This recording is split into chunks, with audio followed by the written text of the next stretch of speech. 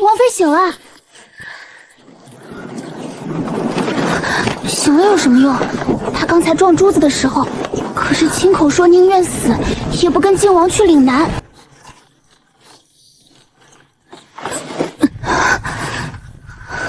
你小声点儿，王爷还在车里。王爷还管他？这一路他骂王爷骂的还少吗？王爷，原来自己一个21世纪的人，穿到了这具身体也叫江婉堂的身上。她是京城贵女靖王妃，她的夫君萧承岳曾是大庸战神。半个月前，他战败回京，被削爵流放岭南。还好自己上辈子就是岭南人，荔枝怎么保鲜，香蕉怎么催熟，甘蔗怎么熬糖，鱼干怎么防潮，稻谷怎么储存，我都见过。别人听见岭南，只想到湿热、偏远、瘴气、受罪。有地、有水、有果树，就饿不死。王妃，您别吓奴婢，咱们真要去岭南了，您再不愿意，也不能拿命赌气啊。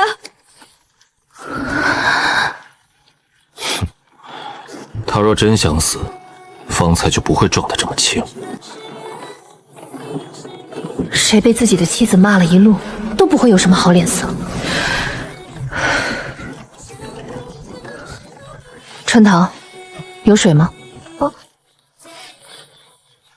只剩一点了，差役说倒下个一盆才给添水。别给我喝，每个人抿一口，别大口灌。王爷那边多流些，他身上有伤。江婉堂，你又想做什么？想活。王爷放心，我不闹了。圣旨已经下了，车也出了京城，我再哭再骂，只会让押送的人看笑话。王妃，您真不闹了？不闹了，也不骂王爷了。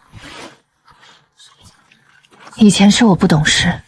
检测到宿主穿越成功，岭南基建屯粮系统绑定中，绑定完成，主线任务开启，活下去，并在岭南建立第1座粮仓。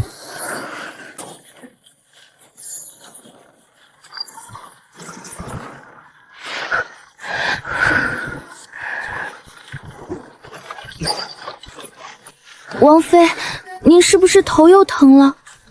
没事，吃的还有多少？几块干饼，半袋糙米，可那米有霉味，陈伯说不能乱吃。王妃娘娘醒了，醒了就省点力气吧，岭南远着呢，后头有的是苦头。她不是不想去吗？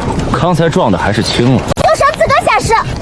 别吵，现在吵赢了，他们晚上连没米都不给。你觉得还能吃上饭？能。靠那半袋没米，没掉的不能吃，挑干净的熬粥，再找点能入口的东西垫进去，今晚先撑过去。这荒郊野外上哪找吃的？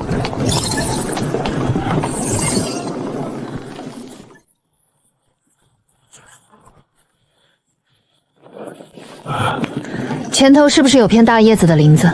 回王妃，是有一片叶子很大。林昭也在吗？在。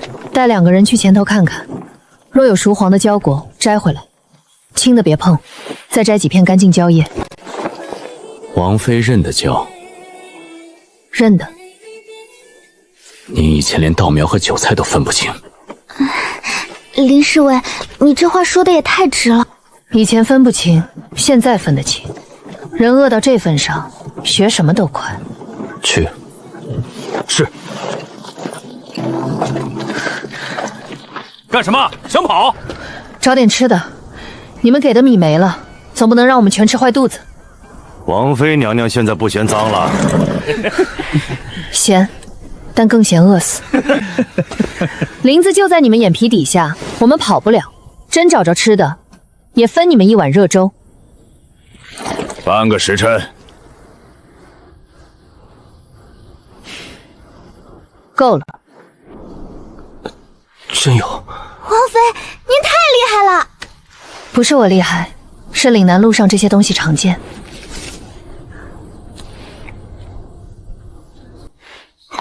王妃，您怎么自己先吃？不然让你先试毒。那那还是您先吧，奴婢不是那个意思。能吃，别吃太多，先垫一口，等粥。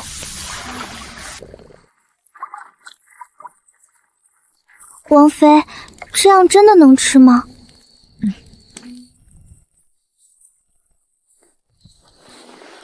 每人2口，别灌多。王爷那边另留。你吃了吗？吃过一口胶。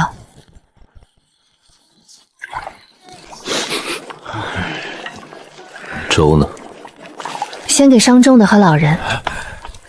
你以前不是这样的人。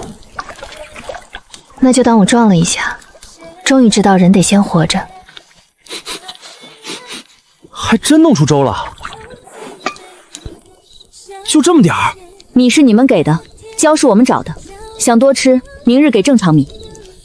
明早继续赶路，别耽误时辰。王妃，您刚才不怕吗？怕，那您还敢说？怕也得说。以后到了岭南，怕的事儿只会更多。江晚堂，王爷有事。你到底是谁？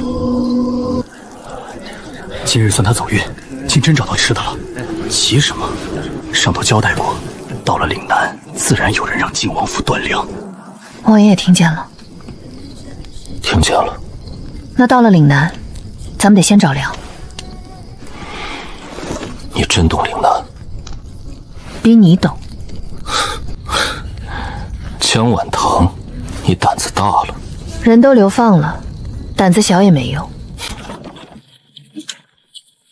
能救急的蕉林、山泉、可食野菜，我只挑最稳妥的用。王妃，这个能不能包东西？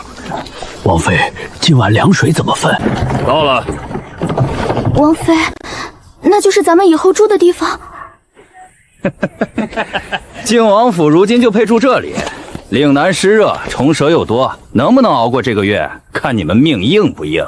检测到宿主抵达岭南安之地，新手礼包发放中，随身仓库正式开启。甘蔗种精1捆，防潮粮袋10个，基础农具兑换券3张，晒果竹烧图纸1份。王妃，您别吓奴婢啊！这地方都破成这样了，您怎么还笑？春桃，咱们有救了。陈伯，清点所有人和剩粮。林兆野，带2个人查后墙和水沟，先别碰村里的地。春桃，把能晒的布全拿出来，东屋收拾成粮房。你要做什么？王爷，借你的人用3天。做什么？3天内，我要让这座破宅有水、有粮、有晒场。王妃，这也太快了吧！不快，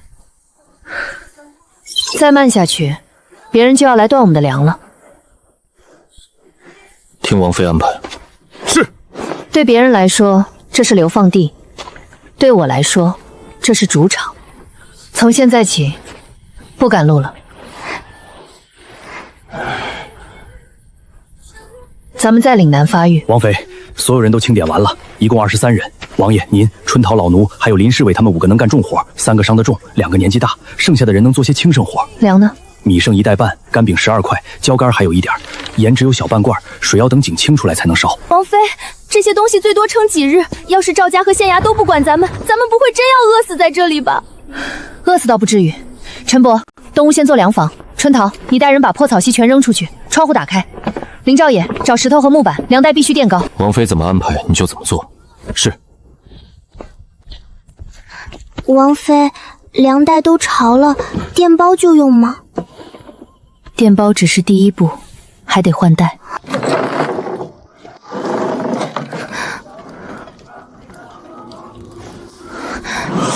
领取。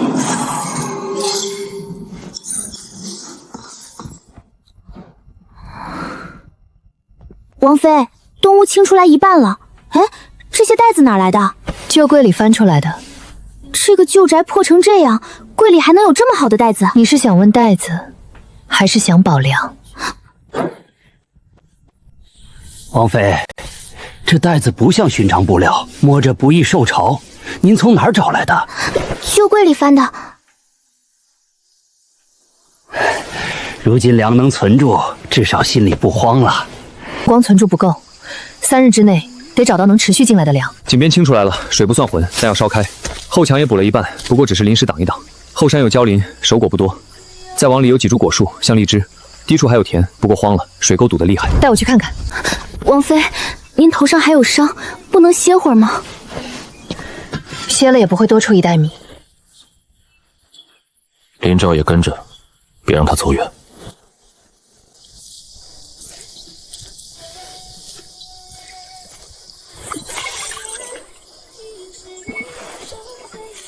王妃，这真是荔枝，京城里一小篮都要卖好些银子，这里居然没人摘。不是没人摘，是没人敢摘。你们是新来的靖王府的人吧？刚到岭南就盯上这片林子了？阿婆，我们刚到，只是看看周围有什么能用的东西。若这林子有主，我们今日不摘果。啊，说的倒好听，京城来的贵人，哪个不是一开始说的好听？阿婆，这片林子是村里的还是赵家的？你怎么知道赵家？若是村里的，您不会这么防着我们；若是无主的，也没人会放着荔枝烂在树上不管。那就只剩一种可能，有人站着，但没好好管。从前是村里的，后来赵家说他们有旧气，谁摘果就赔钱，村里人惹不起，便没人敢碰。这不是欺负人吗？知道是欺负人，又能怎么样？赵家有粮有盐路，县衙也向着他们。王妃，属下去把赵家管事叫来。叫来吵架吗？我们刚到岭南，粮房才搭一半，王爷还背着罪名，第一日就跟赵家动手，正好让他们抓把柄。那就任由他们占。不任由，但也不硬抢。阿婆，我们只清水沟，不摘果。水沟通了，底下的田也能少淹一点。若赵家来问，就说是靖王府为了修旧宅排水，不是动他们果子。若沟真能通，咱们那块田也能排水。去年雨季，田都泡坏了。你说的轻巧，赵家找上门，你去挡。赵家若找，也是先找我们，我们不让村里出头。王妃，你不像京城来的。我们王妃现在确实不太像从前了。从那边挖，别乱挖，沟底有石，挖偏了会塌。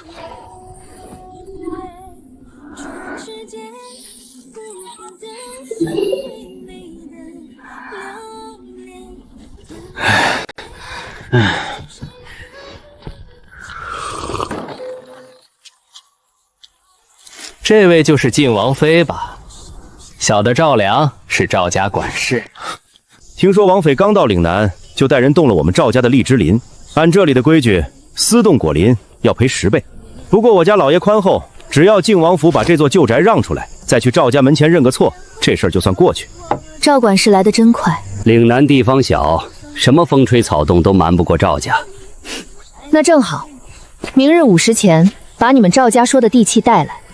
带得出来，咱们按契谈；带不出来，这水沟和荔枝林，我还真要继续管。王妃，您刚才说的太硬了，万一赵家真拿出地契怎么办？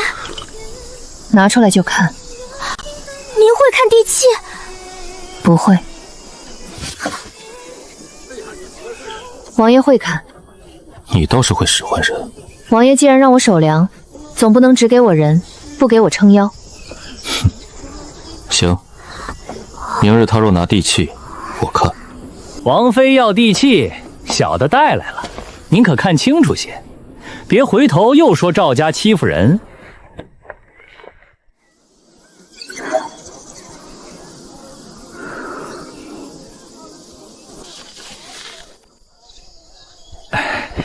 这张契只写北坡果树30株，没有说水沟归赵家，也没有说整片林子归赵家。靖王有所不知，这些年大家都是这么认的。大家这么认，是因为大家不敢跟赵家争，不是因为契上这么写。王妃这是铁了心要跟赵家过不去。我没有跟赵家过不去，契上写了30，我们认。30株以外的果树、水沟和村田排水，咱们另谈。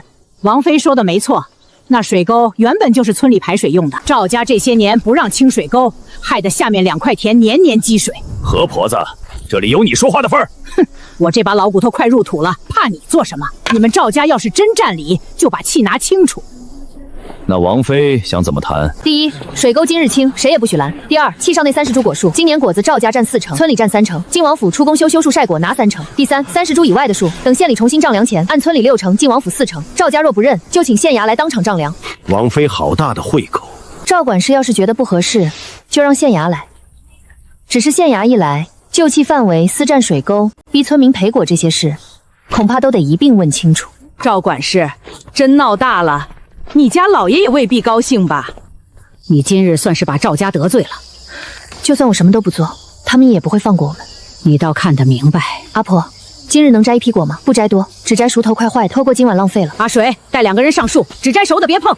谁要是糟蹋果子，我拿竹棍抽他。王妃，这么好的果子，真的不留着吃吗？留一小部分给伤重的人和孩子，其余晒干。鲜着吃多甜啊！甜归甜，放不住。咱们不是来尝鲜的，是来囤粮的。王妃说的对，能存下来的才是家底。去枝、挑果、清洗、剥壳、去核、初晒、翻晒、防潮、收储，一步都不能乱。王妃，您这哪像第一次做，像是以前开过果铺。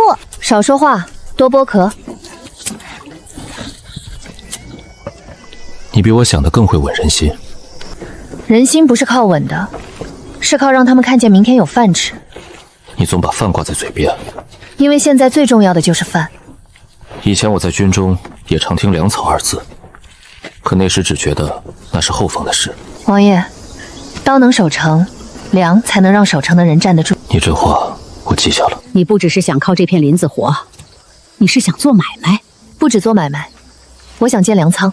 哼，你们才到岭南第2日，粮袋里连米都没几斤，就敢说建粮仓，所以才要现在开始。县城有令，靖王府初到岭南，不得私设粮仓，不得聚众开荒，不得擅动山林水沟。王妃，他们这不是把咱们的路全堵死了吗？别撕。王妃，这告示明摆着是赵家让人送来的。我知道。那还留着？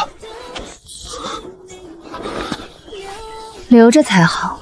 官府既然发了告示，那我正好问一句：靖王府奉旨安置岭南，若不许我们存粮，不许我们清沟，也不许我们修田，那县衙每月给多少安置口？我们只负责送告示，不负责发粮。那就是不发粮。王妃，您别为难我们，靖王府身份特殊，不能俱生生事。我们清煤米晒果干是为了活命，不是生事；我们清水沟是为了防涝，不是抢地。县城若觉得这些都不许做，那就请他写清楚，靖王府23口人的吃喝由县衙负责。王妃，奴婢刚才大气都不敢出，您怎么连县衙的人都敢顶回去？我没顶，我只是让他们把话说清楚。县衙不会供粮，他们只想困死我们，所以不能按他们的话听。告示不许私设粮仓，那我们不叫粮仓，那叫什么？安置口粮防潮房。这名字听着一点都不威风。活命的东西不用威风。账本改一下，不写粮仓，写口粮房。每袋米、每筹果干、每罐盐都记清楚来源和去处。从今天起，咱们所有东西都要过账，不是我们藏，是我们怕发霉；不是我们聚众，是村民帮工换果干；不是我们开荒，是清沟防涝。你很会拆规矩。以前做生意最怕别人挑字眼。王妃以前在京城难道还偷偷做过生意？现在先做正事。春桃，晒场继续。陈伯，账本换名。林少爷，水沟别停，但人别聚太多，3、5个一组，轮着干。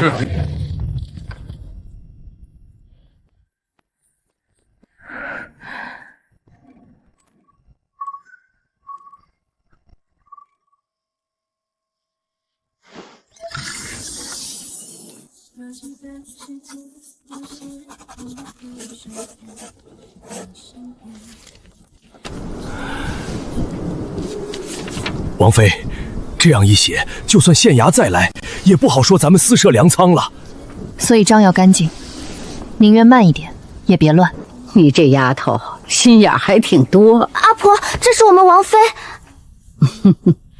王妃就不能心眼多啦？阿婆来的正好，我想跟村里换2种，不白拿。果干、椒干、盐水、清沟帮工都可以算。你们自己的米都没几袋，还想着换2种？种地不是把种子撒下去就行，水、田、人样样都要。所以我想先整地挖田，水沟走这里，不占村里的田。若通了，旧宅这边能排水，下面2块田也能少淹。这是谁画的？我昨夜想的。这沟若真这么走，倒是不坏，只是你们人手不够，所以要换工。村里谁愿意来帮，一天换多少果干多少盐水都写清楚，不是白干，也不是被晋王府驱使。我拿回去给村里人看看，你别指望太多人来，大家都怕赵家，能来一个算一个。王妃，有人来了。王妃，阿婆说王宫可以换果干，是真的吗？我家孩子病后嘴里苦，若有点甜的东西，是真的。今日先试工，清半日水沟，给半日份。明日若愿意来，按契书计。多谢王妃。活不清，沟里有泥也有虫，若不愿意，随时能走。快去！大家注意，按图纸上的分段标记来，别挤在一起。王妃，这苗从哪儿来的？路上存的。路上存的苗能长这么好？林侍卫，你是想问苗，还是想吃饭？这个问题奴婢熟。若真能活，这半亩田会让很多人动心。我就是要让他们动心。只有大家看见这地能出粮，才会有人愿意跟着清沟种田存粮。王妃，王妃，出事了！赵家来了。不是赵家，海边的粮船被劫了。听说昨夜有海寇抢了2船米，县里粮商已经开始关门不卖了。那米价是不是要涨？不是要涨，是已经涨了。粮仓必须以最快速度建成。王妃，咱们米本来就不多，现在粮船又出了事，县里粮商一关门，咱们以后拿什么换米？是啊，王妃，果干再好也不能当主粮吃，米价若再涨，咱们这点东西怕是换不了多少。属下去县里看看，若真有人趁乱囤粮，至少先摸清楚是哪几家。赵家不会放过这个机会。我知道。王妃，咱们现在怎么办？要不要趁米价还没涨到太离高，先把果干全拿去换了？不急着全换。都这个时候了还不急吗？越急越不能一次把底牌亮出去。米要换，但不能只换米，2种杂粮、盐、竹荠、鱼干，只要能存能吃都要换。王妃，村里人会愿意拿2种来换果干吗？会也会有人不敢，所以我们不能一家一家求，得让他们自己过来。自己过来。开集。王妃，县衙刚说不许聚众开荒，现在开集，怕是又会被他们抓画饼。那就不叫集市，叫换工换物点。王妃，您给东西改名字的本事真的越来越熟了。名字不重要，能不能换到东西才重要。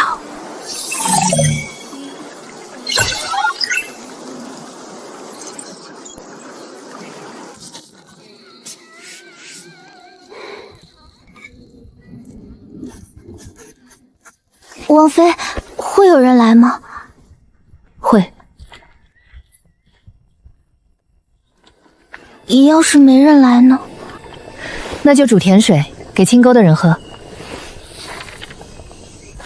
王妃，我家里没有米，只有些去年晒的鱼干，味道重了点儿，不知道能不能换1小包椒干。能换。春桃，给他称半包椒干，再添1碗盐糖水。王妃，我只换椒干就够了，水就不用了。喝吧，你走了这么远，脸都白了。赵家粮铺今日不卖米了，说要等新价，村里好些人都慌了。新价多少？听说要翻1倍。他们怎么不去抢？抢还得动手，他们关门不卖，咱们就只能等。王妃，东西虽杂，但都能用。旧谷种得挑，芋头能留种，竹竿能搭晒架，鱼竿也能入仓。王妃，咱们好像真的把集开起来了。别高兴太早，赵家的人还没来。哼，庆王妃真会做买卖。粮船刚被劫，您就在这儿收2种、收鱼干，不知道的还以王妃早等着这一天呢。你们粮铺今日开门吗？这跟王妃有什么关系啊？若开门，我让人去买米；若不开门，与你们赵家也没关系。可果干能当饭吃几日？等大家手里的米吃完了，还不是要求得到赵家门前？所以麻烦你回去告诉赵老爷，若他愿意按旧价卖米，我亲自带账本去买；若他要趁乱翻价，那换物点会一直摆下去。您这是跟赵家叫板？不是叫板，是活命。你们赵家要发财，也得给人留一口气。人都饿死了，谁买你家的米？第1座岭南粮仓雏形已形成。王爷，王妃，赵家粮铺关了3间，只剩主簿开着，米价翻了1倍半，且只卖给有赵家牌子的人。什么叫有赵家牌子的人？就是欠过赵家粮债，或者租赵家田的人。他们这是趁乱逼人卖身投靠。京城断粮，海口劫船，赵家抬价，这几件事凑得太巧。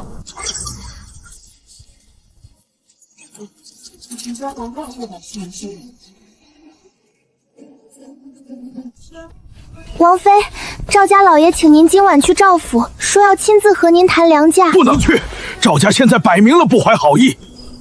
王妃若要去，属下带人护着。去。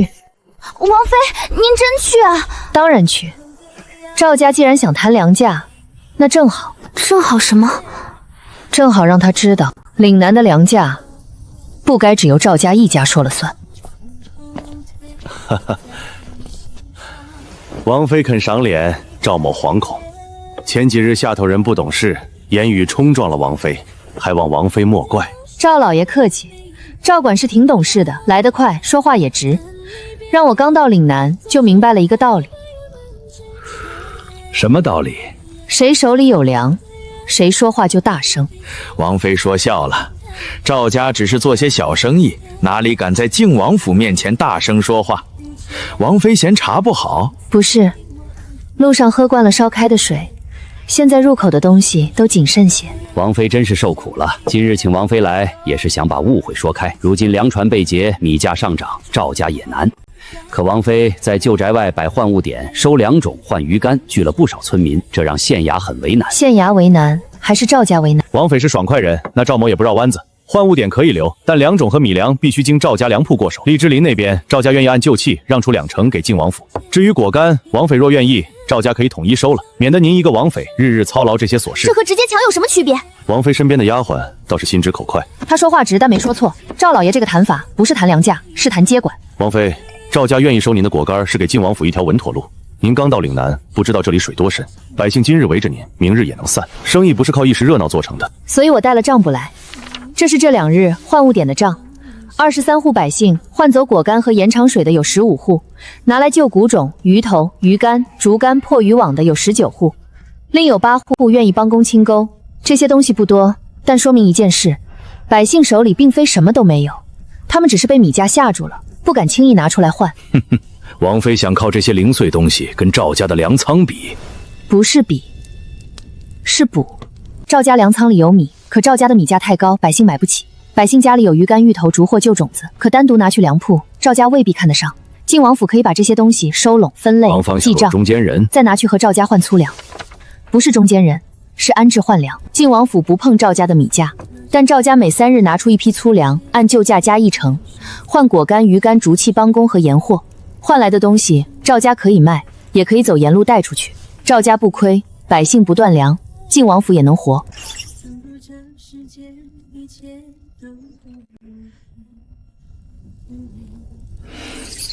赵老爷，粮船被劫，米价上涨，您现在关仓抬价，短期能赚。可岭南湿热，粮放久了容易潮，新粮不进，陈粮压在仓里，若再遇雨季，坏的不只是米，还有赵家的名声。王妃这话听着像是在威胁赵家。不是威胁，是提醒。赵家可以不答应，可若3日后百姓买不起米，换物点又被赵家拦了，他们会怎么想？他们会觉得不是岭南没粮，是赵家不让人活。王妃未免太高看自己，百姓怕赵家，不会为了靖王府出头。他们不会为了我出头，但他们会为了孩子那一口饭出门。旧价加1成不可能，加3成，加1成半，而且先放粗粮，不许掺坏米。王妃还真敢还价。赵老爷也真敢要价。第一批只给3山粗粮，3日后再看。可以，但我要明日一早取粮。王妃急什么？赵老爷都说了，粮船被劫，大家都难。我不急，难道等米价再涨？王妃果然和传闻不一样。传闻里我大概是个只会哭闹的废物。赵老爷不用尴尬，我自己也这么觉得。人总要吃过亏，才知道以前蠢。王妃，奴婢刚才差点憋死。赵老爷明明想吞咱们的换物点，还说得像是帮咱们。做生意的人都这样。那您也是做生意的人吗？奴婢不是怀疑您，就是觉得您刚才谈价的时候比赵老爷还像掌柜。那你觉得好不好？好，比以前只会摔杯子好多了。王爷，出事了。粮价谈得如何？30粗粮，明早取，旧价加1成半，3日后再谈第2批。很好。信里写了什么？寒门关一战前，军粮本该提前5日送到，可兵部调令被人压了3日，送来的粮草又掺了湿米。我的人查到，经手的人和秦兆林有关。王爷的意思是，当初战败不是因为您打不过？寒门关不是输在刀上，是输在粮上。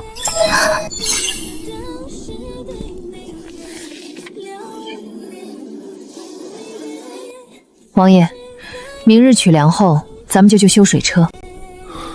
这么急？急。低洼田要排水，早稻苗要活，粮仓要满。王妃，这跟王爷查战败的事有什么关系？关系大了。他们能用断粮害王爷一次，就能用断粮再害岭南一次。所以这一次，粮路必须握在咱们自己手里。有些陈味，但没霉，掺了点碎米，不算太坏。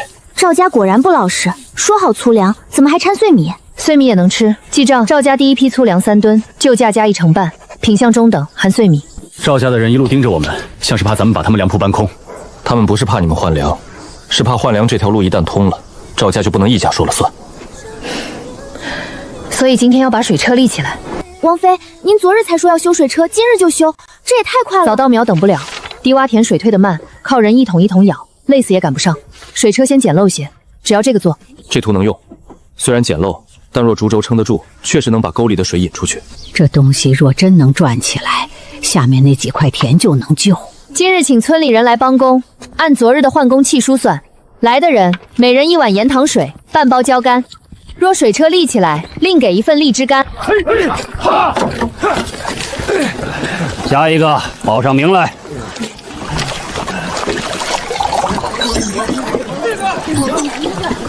阿泽，向左调半寸。王妃，您确定这里再垫半寸？确定。若垫包了，水可能进不了槽。不会，沟口那边水位还会涨一点。来，一起。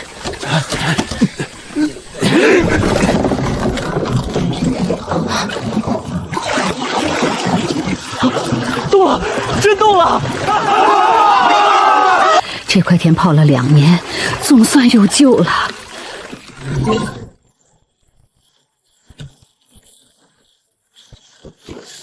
王爷觉得如何？我以前带兵，只想着怎么夺关，怎么守城，今日才知道，让一架水车转起来，也能像打一场胜仗。这才刚开始，等田里有粮，仓里有米，才算真赢。你想得很远。不是我想得远，是他们逼得紧。京城来人了。这么快？林兆野的人刚送回消息，秦兆林派了钦差，明面上是巡查岭南粮船被劫一事，实际上会来晋王府。钦差来咱们地方做什么？粮船被劫又不是咱们劫的。他们想查粮仓。罢了，方公长。王妃，账面上挑不出大错。王妃，怎么了？方朝暗格的图少了一眼。谁这么坏？咱们好不容易才有点起色，他这是想害死咱们啊！钦差大人到。奉命巡查岭南粮乱，靖王府私设粮仓聚众开荒一事，也一并查验。封仓，验粮。我们这里不是私设粮仓，是安置口粮防潮房，牌子还挂着呢，账本也有。一个丫鬟也敢在本官面前分辨？大人要查可以，只是靖王府初到岭南，所有粮米果干都是安置活命所用。若今日查不出私囤军粮，也请大人当众给我们一个说法。王妃这是在教本官办差？不是，我是怕大人白跑一趟。手放下。王爷，他们分明是有备而来，所以更不能给他们递刀。大人既要查，那就当众查。把村里帮工的人和阿姑、赵家管事、县衙差役都请来。粮食怎么来的？果干是谁换的？水沟是谁清的？都有人能说清。验仓是官差办事，岂能让百姓围观？若不让百姓看，今日你说我们私囤粮，明日百姓就会以为晋王府真的藏了救命粮。那要只要我们一推正题，到时粮乱更重，大人担得起吗？赵管事也来得正好，赵家昨日卖给晋王府30粗粮，这笔账也在里头，正好一起验。既然王妃执意当众验，那就验。来人，开仓。王妃还想拖延？不是拖延，是立验仓单。今日查多少袋粮，多少稠果干，多少罐盐，多少粮种，开仓前写明。查完以后，大人、县衙、赵家村民和晋王府各自签名画押。你倒是谨慎。被人改过账本以后，不谨慎不行。春桃，取付账。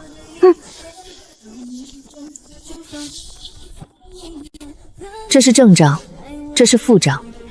正账每日用，副账每日晚间封存。大人可以看，前6页内容完全一致，只有第7页不同。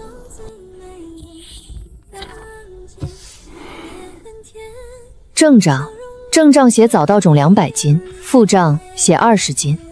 我们初到岭南，若真有200斤稻种，何必用果干去换旧谷种？而且这百字墨色比旁边新，笔锋也不一样。若大人看不出，可以请县里的账房先生来看。账本这种东西，晋王府自己写自己改，谁说得清？赵管事说的对，所以才要验实物。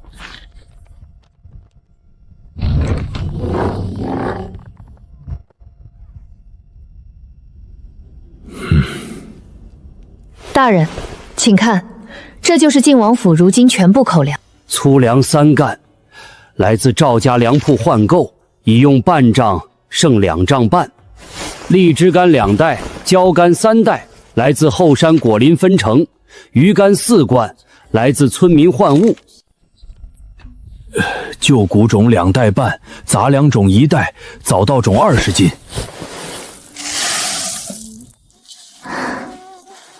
王妃，还好您留了副账。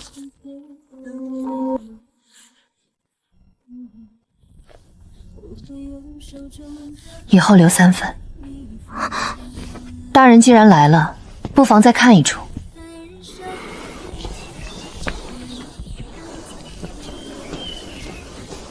还有何处？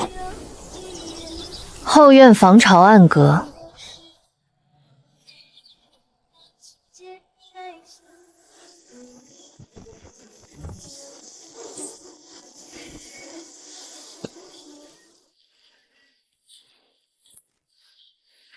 岭南湿热，种子贴地容易坏。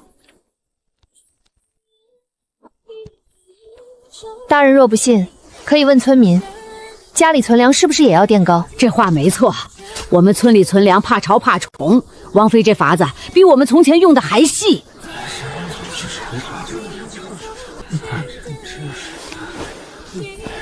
赵管事，账验完了，仓也看完了，现在是不是该说说，谁把20斤改成了200斤？这，王妃问我做什么？晋王府的账房我又进不去。你是进不去，但有人能进去。阿水，昨日下午你帮忙搬竹架，后来是不是进过东屋？阿水，王妃，我没有，我只是路过。路过不会让鞋底沾上后院水沟的黑泥，也不会把同样的泥带到账房门口。我不想当众逼你，但你若不说，这罪就会落到晋王府头上。王妃，我不是故意的。邵家的人说，只要我把账本改了，再拿椰土给他们，他们就把我娘欠的粮债免了。你糊涂啊！我娘病着，我家真没有粮了。我知道错了，王妃，我真的知道错了。你没粮可以来换啊！王妃哪次亏待过帮工的人？你怎么能帮赵家害我们？大人，人正在这里，账本被改，图纸被偷，背后牵涉赵家良债。今日验仓结果，也请大人一并写进公文。大人，王妃这是污蔑，一个村民胡乱攀咬，怎么能算证据？那就查赵家良债账册，阿水家欠了多少粮？昨日是谁去找他？免债凭证有没有？赵管事若清白，应该不怕查。封仓暂缓，账本与阿水口供，本官会带回县衙复核。靖王府不得擅自转移粮物，3日内听候查验。可以，但这3日，帮工口粮照发。低洼田排水照做，否则田坏了粮更少，大人也不好交代。哼！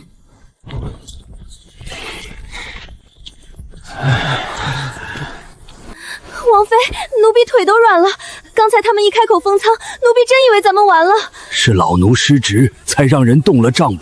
不是你一个人的错，以后账房加锁，正账、副账、底账分开放，任何人进出都要登记。那他呢？他做错了，不能不罚。以后1个月，他来靖王府清沟搬粮、修田，不领果干，只领每日饭水。他家的粮债，我会让赵家当众说清。若赵家真拿他娘逼他，账另算。王妃，您不把我送官？送官能让你娘有饭吃吗？记住，下一次再有人拿粮逼你害人，你先来告诉我。你今日放过阿水，是为了村民，也是为了我们。赵家能收买1个阿水，就能收买第2个。杀鸡儆猴没用，得让他们知道，靖王府这里有饭，也讲理。江晚堂，你守的不是粮仓，是人心。王爷，王妃，海边又出事了。说，海寇昨夜又袭了粮道，官府下一批粮船到不了了，县里粮商已经全关门，赵家也封了仓。那岭南岂不是要断粮？还有，沿海几个村子已经有人逃进城了。他们说，海寇这次不只是抢粮，他们在探岭南守备。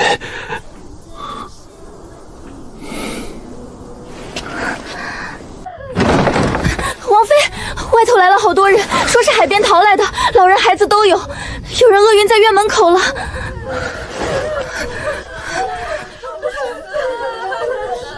叫陈伯，先救人。王妃，不是老奴狠心，只是咱们仓里粮不多，一开口子，后头若来更多人怎么办？不是开仓乱发，是按急救发。先给晕倒的和孩子盐口水，再给每户1份干粮包。登记姓名、村子、人数，能干活的天亮后按换工期数安排。不是施舍，是安置换工。对，但现在先救命。检测到流民进入，紧急任务：稳定逃难村民，避免粮乱。可消耗50积分兑换基础连粮包批量配方。粗粮少放，椒干压碎，荔枝干切碎，鱼干汤补盐，再加温水。不风扇没关系，先让人缓过来。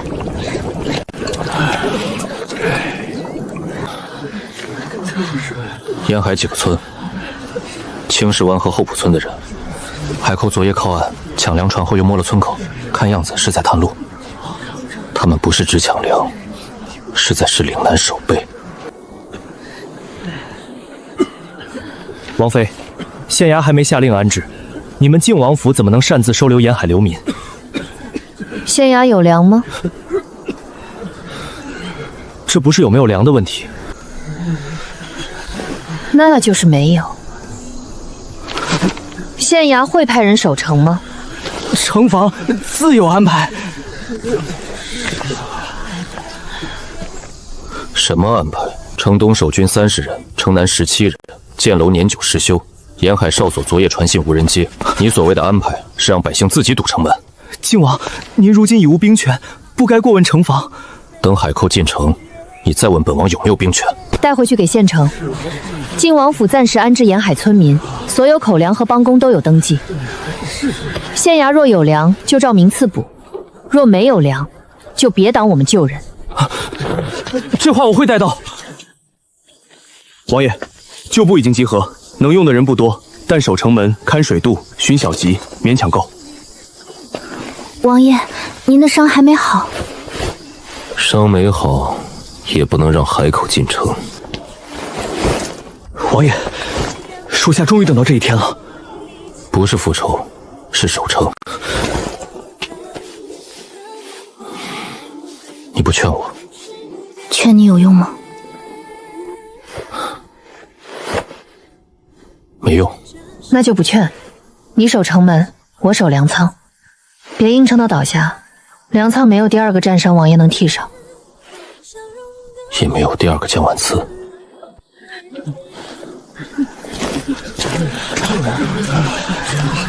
靖王不是战败了吗？败过一场仗，不等于不会守城。少废话，吃完去搬竹。王妃，他们真来了。别慌，把干粮包送到城门去，按林少爷给的人数发。每10人1罐盐糖水，鱼汤别撒。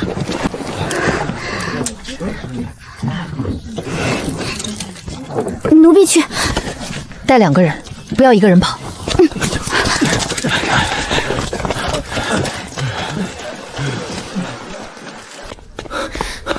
王妃，王爷守住了。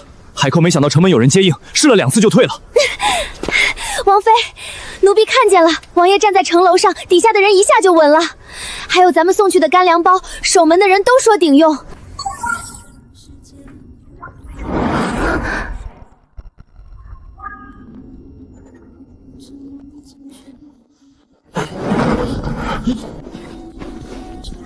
在城外水道抓到的，他不是海寇，是传信人。王妃，是京城的人。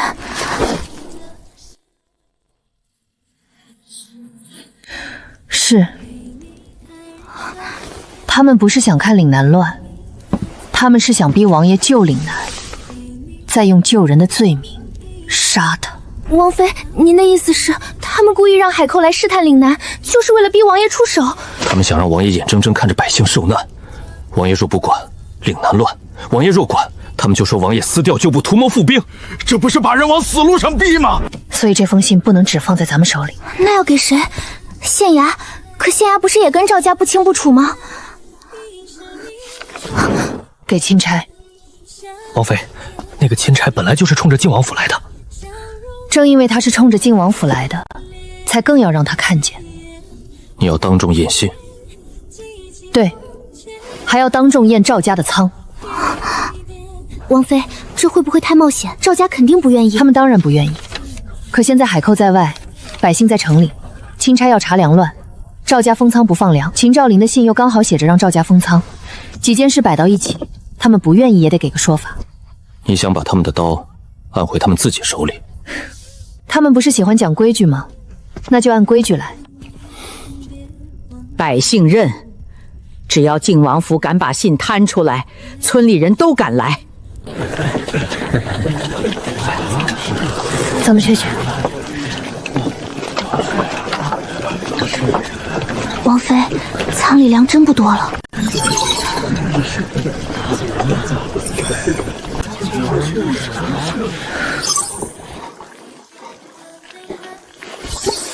账本带齐了吗？正账、副账、底账、换工契书、赵家卖粮器、安置名册，全在这里。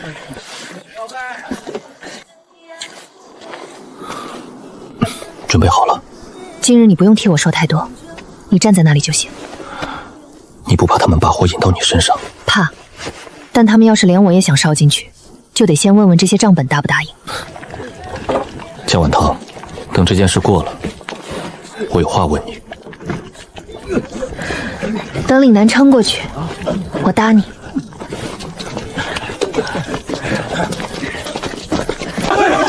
靖王妃，你说有梁乱证据，若只是为靖王府脱罪，本官不会轻奏。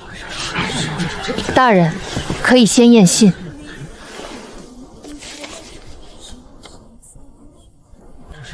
信是左外水道抓到的传信人身上搜出，传信人还活着，林侍卫可以带上来。信中写明，拖延官粮、赵家封仓、海寇试探南门，皆在安排之内。单凭一封信，怎能证明赵家有罪？如今仿字造印也不是什么难事。赵老爷说的对，一封信不够，所以还要验粮。赵家做的是正经粮铺生意，凭什么说验就验？凭你们赵家粮铺昨日封仓不卖，今日米价翻了2倍。凭沿海村民饿着肚子逃进城，你们家粮仓却连1斗粗粮都不肯放。何婆子，这里是公堂，不是村口。公堂才好，村口说了你不认，公堂上说大家都听得见。大人，赵家前日还能卖给晋王府30粗粮，说明粮仓并非全空。粮船被劫后，赵家立刻关仓涨价，又只卖给有赵家债牌的人。王妃不当家不知柴米贵，粮船被劫，赵家也要自保。自保可以，可城门若破，赵家的粮仓也保不住。若真想自保，现在就该开仓平价放粗粮，先稳住城里的人。王妃说的轻巧，赵家的粮凭什么拿出来替靖王府收买人心？凭你们赵家在岭南屯粮多年，走的是岭南百姓的田，赚的是岭南百姓的钱。如今岭南有难，你可以不讲情分，但不能一边封粮一边配合京城托官粮。靖王慎言！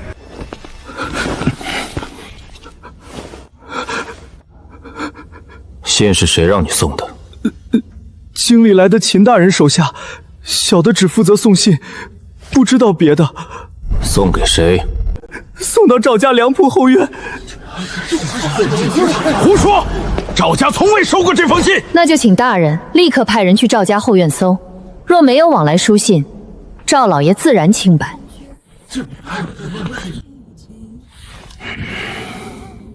去赵家搜。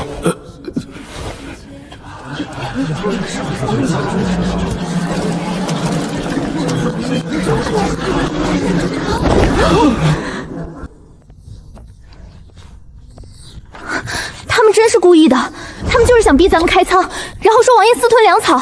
大人，眼下不是追责的这时候，城外海寇还在，官粮不到，百姓要吃饭，赵家粮仓必须开。王妃想趁火打劫？不是打劫，是定契。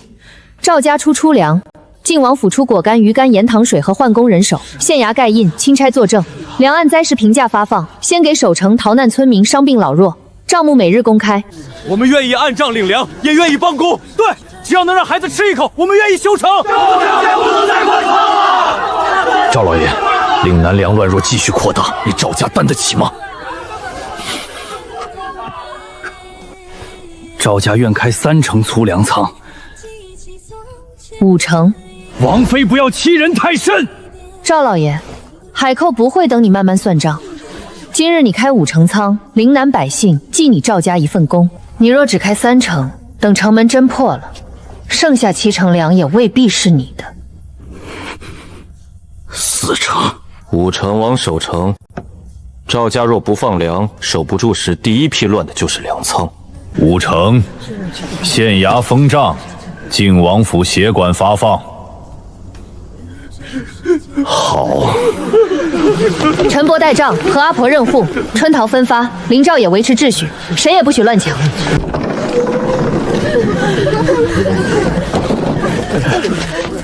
按户领，不许挤，孩子和伤病先来。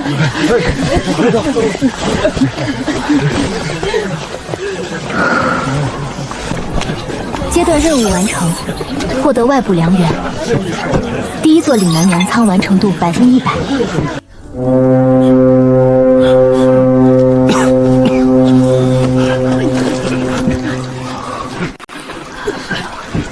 王爷，他们退了，岭南稳住了，他们就不敢轻进。证据这么多，人证也这么多，京城想压也没那么容易了吧？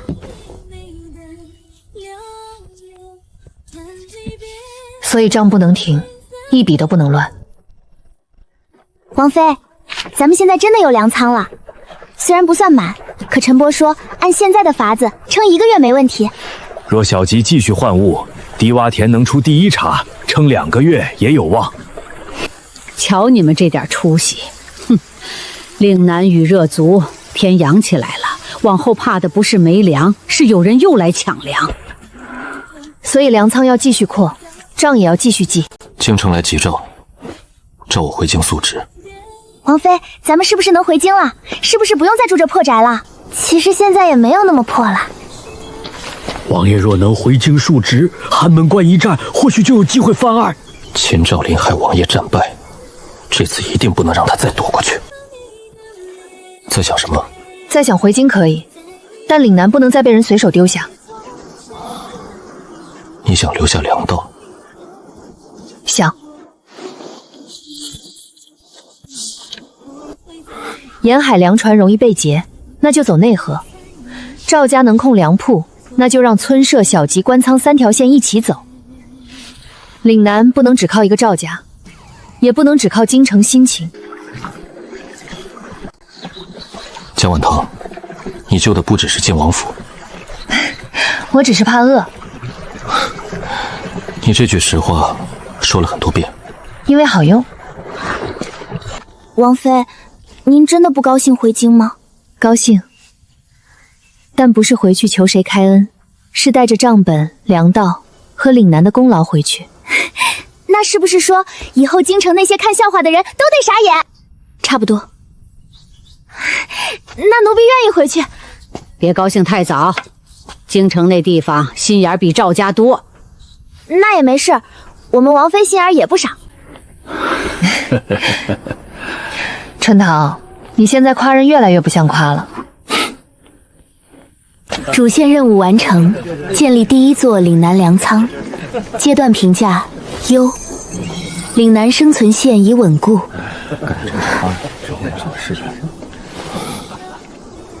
怎么了？没什么，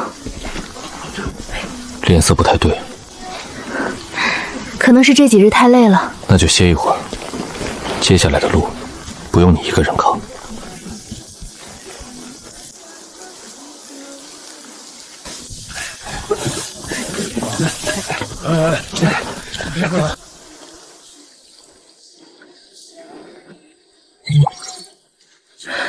回京可以，但岭南粮道，谁也别想再断。好，我陪你守。